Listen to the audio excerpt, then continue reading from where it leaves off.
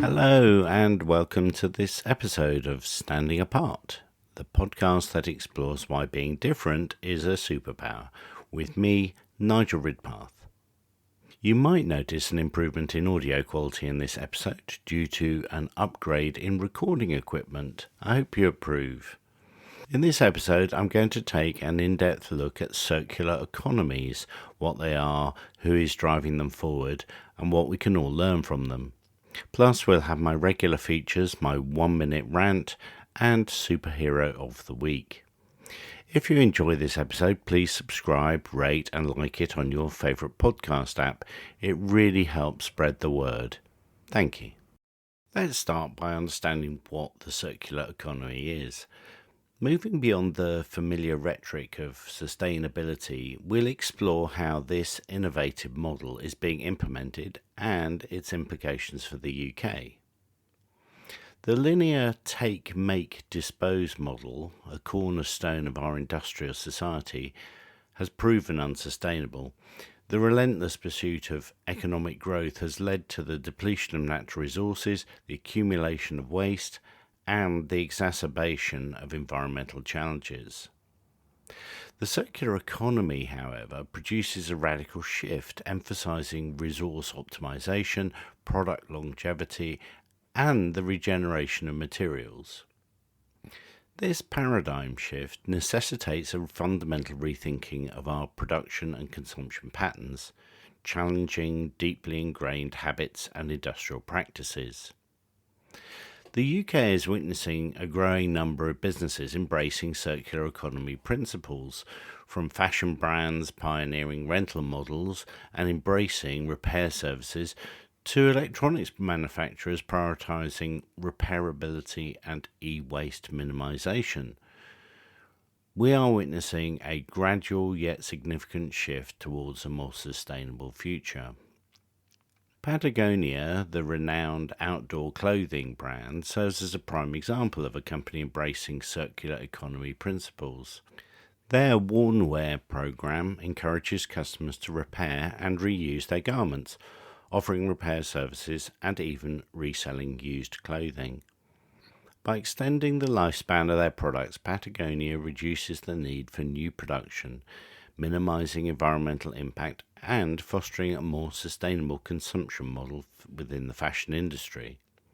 This example demonstrates how businesses can innovate within the constraints of the circular economy, creating value while minimizing their environmental footprint. However, the transition to a truly circular economy requires a multifaceted approach. Government policy plays a crucial role in incentivizing circular business models, such as through extended producer responsibility schemes, promoting eco-design, and investing in infrastructure for waste management and resource recovery. We're slowly dragging ourselves away from the, in some cases, literally toxic mantra of built-in obsolescence. Equally, consumer awareness and behavioural change are essential. Educating consumers about the environmental and economic benefits of circular consumption, promoting repair and reuse, and encouraging conscious consumer choices are all vital steps towards a more sustainable future. Beyond the environmental benefits, there are significant economic opportunities. It can stimulate innovation, create new jobs in sectors such as repair, refurbishment and resource recovery, and enhance the competitiveness of business in the global market. By reducing reliance on finite resources and minimizing environmental externalities, the circular economy can contribute to a more resilient and equitable society. The circular economy presents a unique opportunity for the UK to enhance its economic competitiveness, foster innovation, and improve its environmental performance. By embracing this transformative approach, we can cultivate a more sustainable and equitable future for generations to come.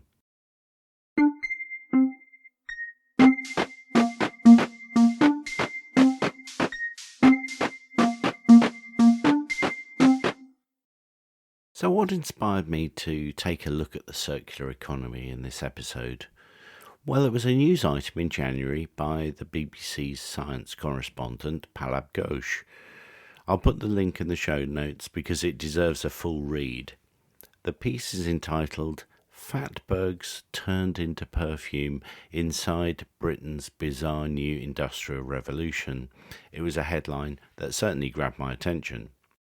Ghosh highlights a fascinating circular economy example, the transformation of fatbergs, those monstrous conglomerations of grease and grime that plague our sewers, into the fragrant ingredients of perfumes. This seemingly fantastical scenario is becoming a reality thanks to advancements in bioengineering. By harnessing the power of genetically modified microorganisms, it seems that scientists are engineering novel solutions to some of our most pressing challenges. This exemplifies a key principle of the circular economy: resource recovery and reuse. Instead of simply disposing of waste, bioengineering technologies have been used to extract value from waste streams, minimizing environmental impact and maximizing resource utilization. The importance of innovation in developing sustainable solutions cannot be overstated. Bioengineering offers a powerful toolkit for creating new products and processes that are more environmentally friendly than traditional methods. For example, the development of bio-based materials can reduce reliance on fossil fuels and minimize environmental pollution. Bioengineering is just one method of revolutionizing various sectors, including food production, energy generation, and materials manufacturing. By developing sustainable and bio-based alternatives to conventional processes, bioengineering can contribute to a more sustainable and resilient economy. Ghosh goes on to point out that the UK has a strong history in scientific research, and bioengineering is no exception. However, concerns are mounting that the UK is losing ground to global competitors like the US and South Korea. This potential decline stems from several factors, including underinvestment in research and development, a brain drain of talented scientists, and a regulatory landscape that may be hindering innovation. A few general points jumped out at me on reading this article. Maybe they might spark some action for you in your organisation. I've mentioned this word many times in this podcast series: innovation. Don't fear disruption. Foster a culture of experimentation. Encourage your teams to think outside the box. Go back to episode 4, my interview with Kim Simmons, and remind yourself what sparks her innovation. Secondly, and it's always a tough one, sustainable change is a long-term game. Allocate resources for research and development beyond immediate profit margins. Consider this an investment in the future of your company.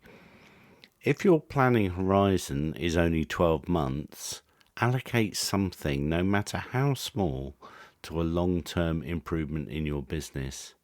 And maybe come back in 3 years and tell me all about it. Thirdly, you have to prioritize talent.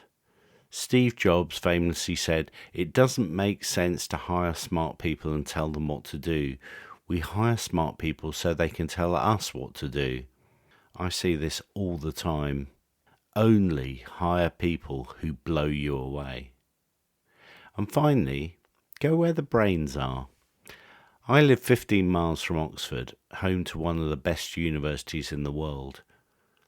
The area is littered with companies who are hoovering up the brain power, some by employing people, but many by partnering with the university and research institutions. The students and researchers get real-world problems to solve, and you get academic horsepower you wouldn't otherwise have. Why not give your local university a call? I would be very surprised if, one way or another, you didn't feel it was a good use of time.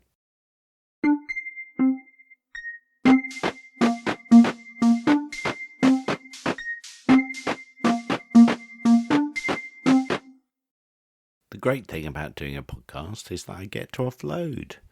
There are all sorts of things that wind us up, and each episode I get to have my rant. But in the interest of my well-being, I limit myself to no more than a minute. So here is this week's 1 minute rant. Start the clock. It's working from home, or rather, how working from home has been manipulated by some politicians into a pseudo-culture war issue when it's really nothing to do with them. So let's recap. Before COVID, WFH was largely a privilege. During COVID, it was largely a necessity. Now, businesses can choose their own model, having been exposed to all of the pros and cons. I personally found myself to be more productive at home, but hugely missed the sociability and the collaborative working of being in an office. But other people will have found the complete opposite. It doesn't matter. We're all grown-ups and we can work it out. We certainly don't need populist politicians telling us we're torpid sloths for working from home. Get back to your vintage port at the Garrick Club or your rabble-rousing rallies complete with red, white and blue bunting. And equally, it can't all be left entirely up to workers in the name of social progress.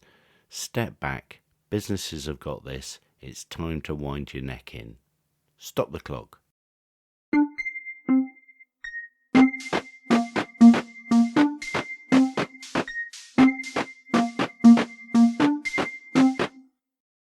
And now it's time for my superhero of the week. Before each episode, I trawl the internet to find someone or a business that is doing an amazing job of standing apart. This week, it's surgeons. My other half and I have become rather addicted to a Channel 5 documentary series called Surgeons, A Matter of Life or Death. As we watched the latest episode, we mused about what proportion of the UK population could watch detailed surgery, and reckoning it might only be about 25%, I will spare you any gory details. But the skill of the surgeons on show from University Hospitals Birmingham is extraordinary. One of the surgeons who had a life-threatening tumour to deal with talked about how he had lain awake the night before, walking through the upcoming operation in his mind. As he stepped through the procedure, he made himself think about forks in the road. What would I do if this happened? What would I do if that happened? Before he dozed off, he had played through all of the scenarios in his head, and he was prepped for whatever the following day would throw at him. At this point, I have to declare a vested interest. Well, two actually. Firstly, my elder daughter, Holly, is a maxillofacial surgeon. I'm unbelievably proud of her and the work she does for patients at the Royal London. And secondly, I'm in surgery soon myself to have a salivary duct stone removed. A very, very minor operation compared to those on the TV series, but I'm particularly comforted by the skill levels demonstrated when extreme surgery is required. The surgical profession has a mantra of see one, do one, teach one. Their capabilities are such that they only need to see a procedure once to be able to conduct it themselves the next time. I have been in situations where I've challenged my own staff to follow this mantra. It's a great way to get everyone to step up their game.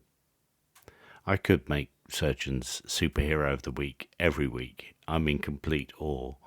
But to surgeons everywhere, in particular Holly and the consultant who's going to be pulling me apart soon, you are my superheroes of the week. So we're coming towards the end of the show. I hope you found it insightful. If you did, please tell your friends.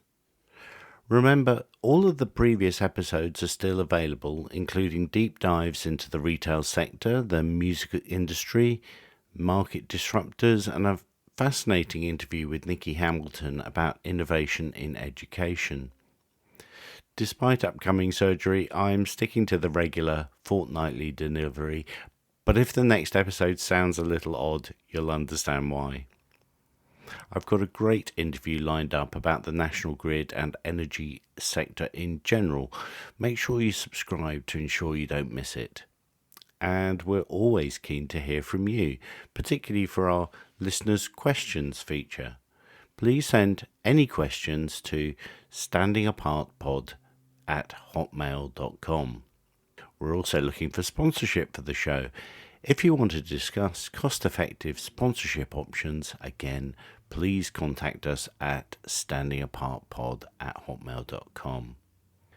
As I always say, this show can only survive with people listening to it regularly. No matter how good we make it, we have to beat the dratted algorithms. So every subscribe, rating, like and comment that you give it on your favourite podcast app really makes the world of difference to us. Go on, do it now. Thank you. Until next time, whatever you do, stand apart from the crowd. Standing Apart is a Sun Bear Consulting production.